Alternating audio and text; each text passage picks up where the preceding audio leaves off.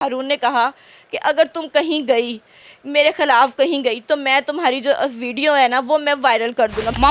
मामू ने भी कोई पैसा खाया है? मुझे ना घर का छोड़ा, ना बाहर का जोगा, ना मैं किसी के साथ शादी कर सकती, ना कोई मेरे से शादी कर सकता। मेरी गलती क्या है? इस बच्ची के साथ इतनी बेइंसाफी, और वह दंदनाता फिरता है और वो कहता है मुझे कोई दुनिया की ताकत नहीं छेड़ सकती। कहाँ गई सीसीडी, कहाँ गई मरियम नवाज साहिबा? अपील है, आप कहती हैं औरतें आपकी रेड लाइन है। अस्सलाम वालेकुम जी, मैं हूँ रूबी मलिक। तो आज मेरे साथ मौजूद है सनिया मलिक। ये इनको मैं पुराना भी जानती हूँ, थोड़ी बहुत इनसे जान पहचान है। बड़ी अच्छी बच्चियाँ हैं, सर पे बाप नहीं था। शुरू से इनकी वालदा जो है अपने आबाई घर में रहती थी सब्ज़ाज़ार में। मैं इनके बगजाते खुद भी गई हुई हूँ, वालदा इनके बीमार थे, तो मेरे सुनने में आया कि सनिया की मंगनी हो गई है। तो मंगनी के बाद जो है ना मेरी इनसे मुलाकात होती है, और बड़ी बुरी कंडीशन में ये बच्ची की आप हालत देखें, इतनी बेबस और लाचार मैंने इसको कभी भी नहीं देखा। ये मेरी एक आइडियल बच्ची हुआ करती थी, जिसका हम पूछते थे कि सनिया माशाल्लाह तुम इतनी खुश कैसे रहती हो, इतनी अच्छी ज़िंदगी कैसे बसर कर रही हो। लेकिन जब मुझे पता लगा कि एक बंदा इसकी ज़िंदगी में आता है, 5 साल मंगनी का झांसा लगा के इसको नोचता रहा, दबोता रहा, इसका पैसा खाता रहा, ज्यादती करता रहा, और फिर जब वालदा दुनिया से रुखसत हो जाती है तो वो कहता है तेरा कोई वजूद ही नहीं है, तू कर मेरे बारे में बात, तू बोलने वाली होती कौन है, तू आई कहाँ से है, और अगर तूने मेरे बारे में किसी को बताया तो मैं तेरा वो हाल करूँगा कि तुम कहीं और शादी के काबिल नहीं रहोगी।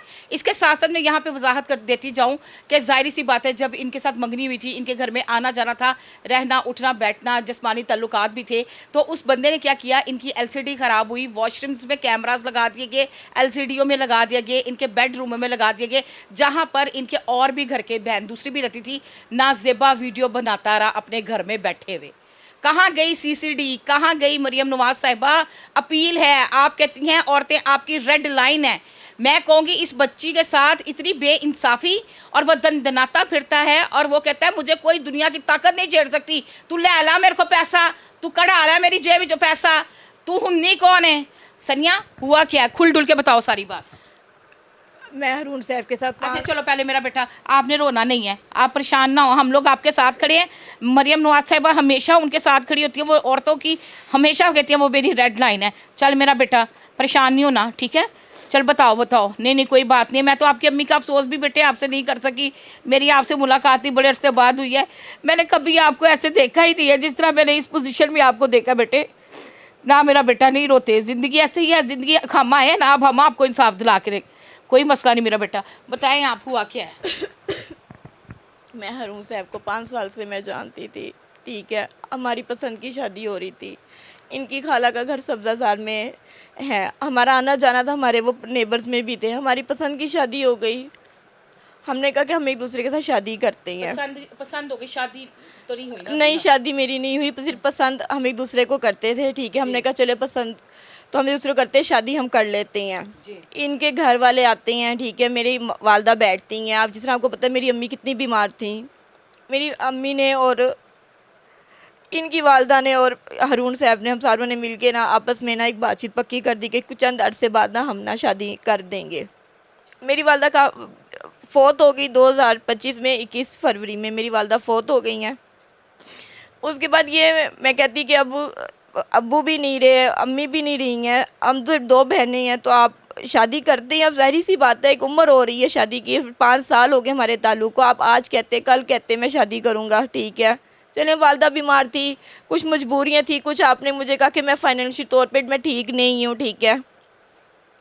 वक्त देखते देखते 5 साल हो गए। अब जब वालदा मेरी फ़ौत हुई, उसके बाद इन्होंने मुझे कहा कि आप अपना घर जो है ना वो सब्ज़ाज़ार वाला बेच के ना हम आगे ले लेते हैं। अच्छा, आपका वो घर बिकवा दिया इस बंदे ने? मेरा वो घर बिकवा के, ठीक है। जिसने घर बिकवाया वो इसके सगे मामू मियाँ रहमत है, ठीक है। और हाँ जी, उन्हें भी पता है कि मेरी हारून के साथ शादी होनी थी, ठीक है। वो मुझे मेरा पुराना घर बिकवा के लालाजार में मुझे नया घर वो दिलवा देते हैं। हम उस घर में शिफ्ट हो जाते हैं, ठीक है। मैं अब उन्हें कहती हूँ कि हमारे घर की रजिस्ट्री क्यों नहीं हो रही, हमारे नाम पे रजिस्ट्री करवाएं। वो धोखे से रजिस्ट्री अपने नाम पे करवा लेते हैं। मेरा उनके साथ बहुत लड़ाई झगड़ा होता है। मैं कहती हूँ आपने रजिस्ट्री क्यों अपने नाम पे करवा ली है? और ना आप मेरे से शादी करें, रजिस्ट्री भी आपने अपने नाम यानी आपका पहला घर बेच के वो पैसा लेके अगला घर भी जो है लिया और वो रजिस्ट्री जो अपने नाम करवा ली। हाँ जी, रजिस्ट्री उन्होंने ना, राना इफ्तिखार जो घर का मालिक होता है और मियां रहमत के साथ मिल के ना उन्होंने मुझे बताए बगैर, ठीक है, रजिस्ट्री अपने नाम पे वो करवा लेते हैं, ठीक है। उसके अलावा मेरा 32 लाख रुपया जो मैं शादी के लिए जमा कर रही थी वो मैं इनके अकाउंट में अमानत के तौर पे मैं रखवा रही थी, वो भी ये मुझे वापस नहीं कर रही, जिसमें मेरे पास सारी ट्रांजैक्शन मौजूद है।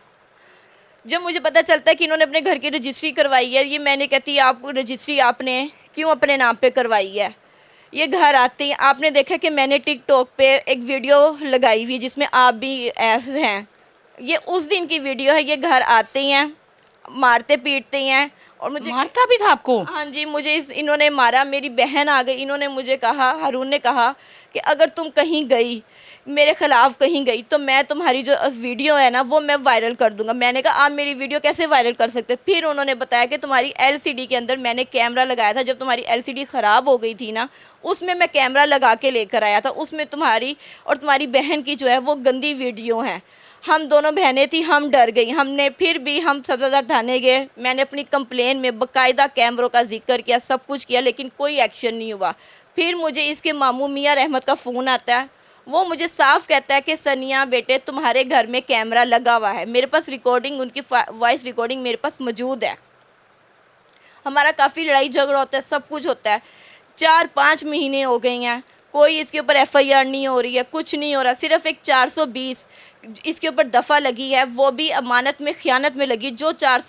जो आपकी इज्जत चली गई, जो आपके साथ 5 साल गुजारे, पैसा तो चलो एक सेकंड ऑप्शन आ जाती है, इतना कुछ ले गया, आपकी ज़िंदगी बर्बाद कर गया, आपने इसके बारे में एप्लीकेशन क्यों नहीं दी? मैंने एप्लीकेशन में इसका जिक्र किया है, लेकिन किसी ने कोई इसके ऊपर रद्द अमल नहीं किया कि ये मेरा मंगेतर है। 5 साल से मैं इसको जानती हूँ, ठीक है। मेरा घर, पैसा और कैमरा और मंगेतर, ये चारों चीज़ें मेरी एप्लीकेशन में लिखी हुई हैं, लेकिन कोई इसके ऊपर रद्द अमल नहीं आता है कि मुझे मजबूरन अदालत जाना पड़ता है, ठीक है।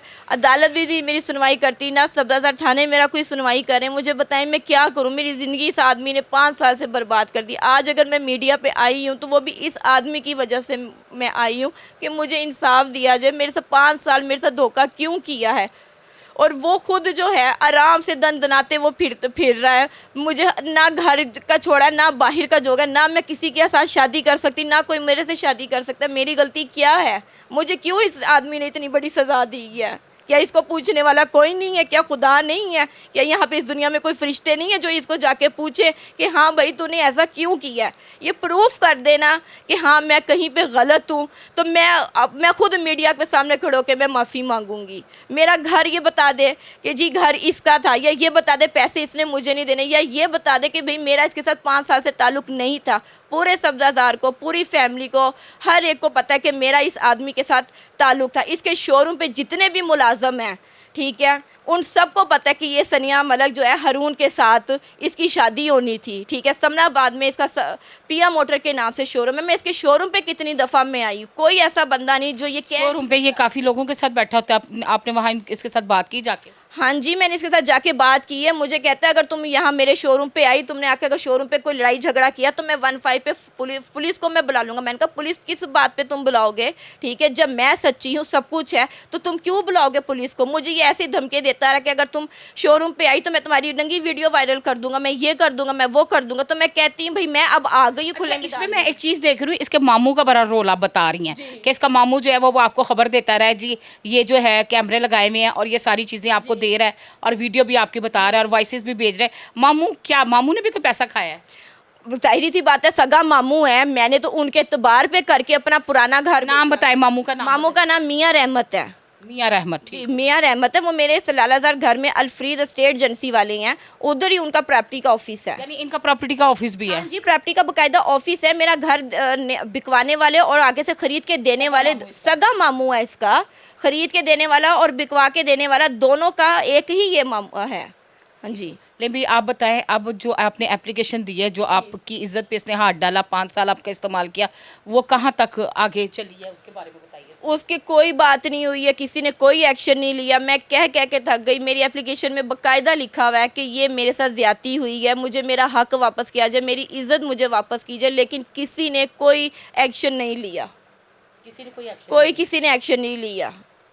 अपील कर सकती हैं आप मेरे चैनल के थ्रू? मेरी अपील है कि 376 का पर्चा इसके ऊपर दिया जाए। 5 साल मैंने इस आदमी के साथ गुजारे हैं, मेरे पास हर सबूत है, हर गवाह मौजूद है कि हमारी शादी होनी थी, ये मेरे घर आता था, हम लोग बाहर आते जाते थे, हर चीज़ का मेरे पास सबूत है कि इसके ऊपर 376 दफ़ा लगाई जाए ताकि इसको सज़ा मिले, ताकि ये किसी भी औरत के साथ या किसी भी लड़की के साथ ये ज़्यादती ना कर सके।